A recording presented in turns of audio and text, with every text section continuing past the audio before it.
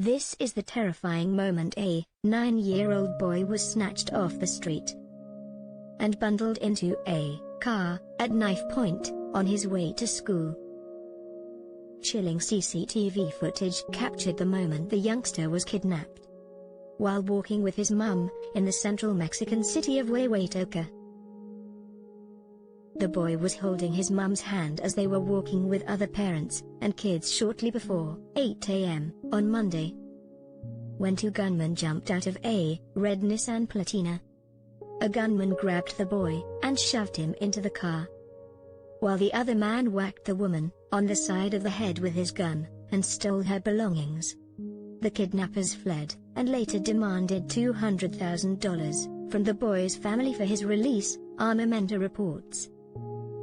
Cops launched an urgent manhunt and tracked down the 9-year-old and his abductors at a house just 5 miles away from the neighborhood of Benito Juarez.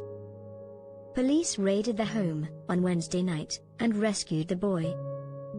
His eyes had reportedly been covered with a piece of cloth to stop him making eye contact with his captors. 4 men and 2 women have been arrested, along with a teenage girl. The suspects have been named by local media as Moises Alexander, Eric Mateo, Omar Avelado, and Leonel Eduardo, Glenda, and Lucila Guadalupe. Prosecutors said the defendants are part of a notorious gang that terrorize residents in an area that spans Mexico City and the eastern half of Mexico.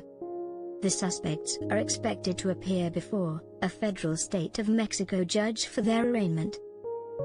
The 9-year-old boy is the second youngster to be kidnapped this week in Mexico.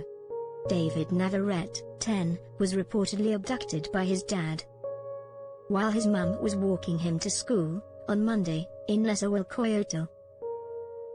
Navarrete was rescued later the same day, the State of Mexico Prosecutor's Office said.